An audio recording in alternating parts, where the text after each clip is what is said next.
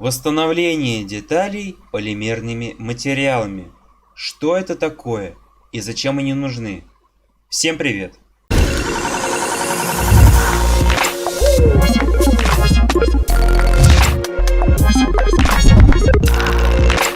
В настоящее время все больше распространения стали применять технологии по восстановлению деталей.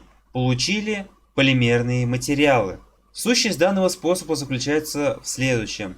На изношенную металлическую поверхность наносят тонкий слой пластикового покрытия. При ремонте на производстве чаще всего применяют пластмасс, которая подразделяется на термопласты и реактопласты.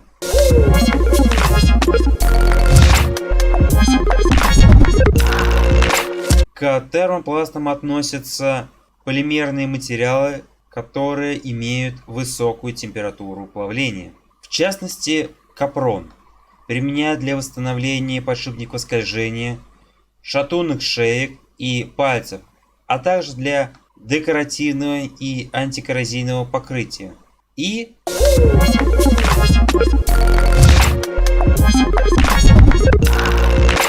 реактопласты.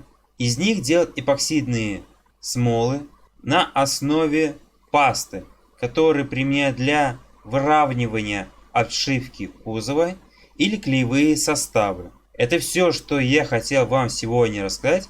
Не забывайте подписываться на канал, пишите комментарии, ставьте лайки.